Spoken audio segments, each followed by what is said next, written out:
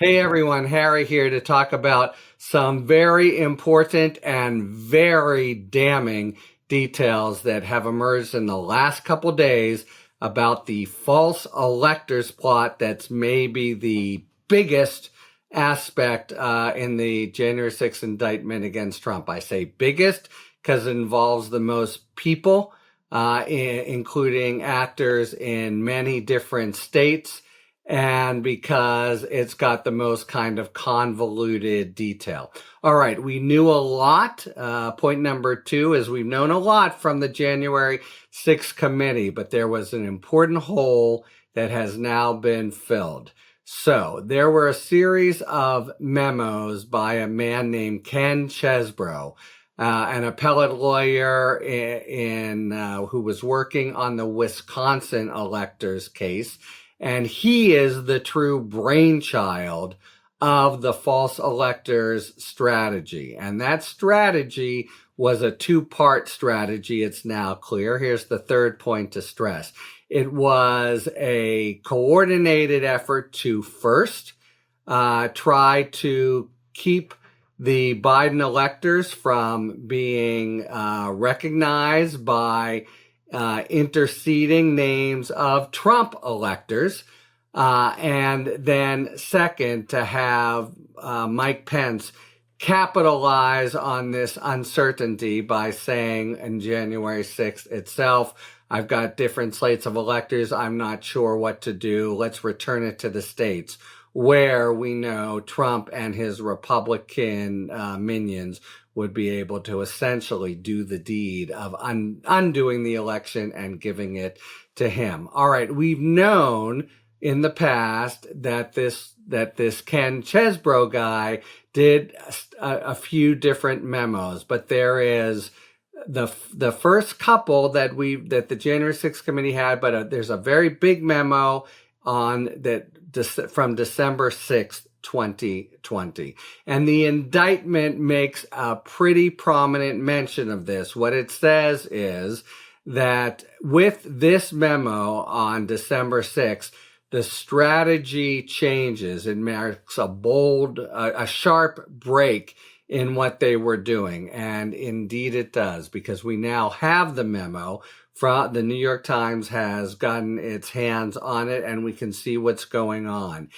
In it, Chesebro switches from a Wisconsin strategy where he is basically saying, Wisconsin, hedge your bets, just put yourselves forward as tentative electors, and if the courts rule for you, then we can go forward. That's the kind of language that wound up, say, in the Pennsylvania electors. And he makes what he himself calls a bold, controversial new proposal in the December 6th memo. And you could call it bold or controversial, or you could call it flagrantly lawless, because he moves in this memo, which we now have, to saying, instead of hedging the bets, just assert, you electors from at least 5 different states who followed the strategy, just assert that you're the real electors, you're for Trump, and file these elector certificates with the Congress, with the archives, and that'll be step one.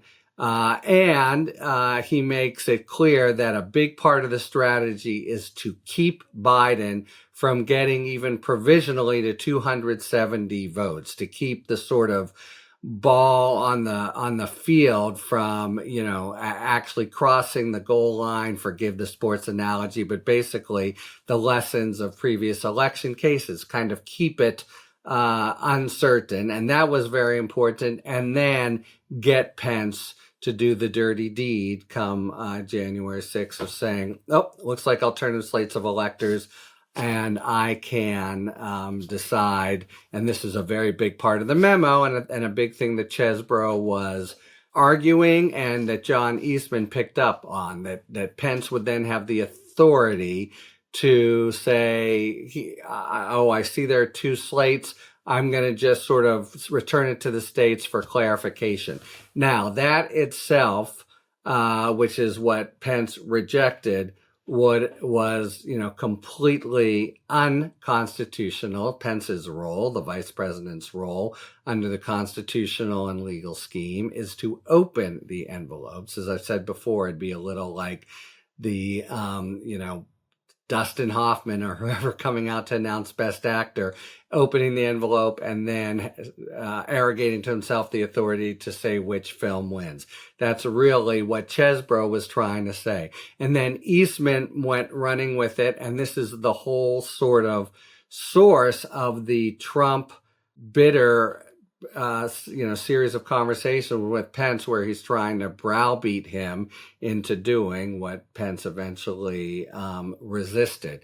And indeed, as we've learned recently, he was arguing that Pence should just flat out declare that these are the Trump electors and see what would ensue, what Trump's lawyers called aspirational, in the sense that, he was saying, you could say pretty please. It seemed like he was doing everything but putting a gun at his head.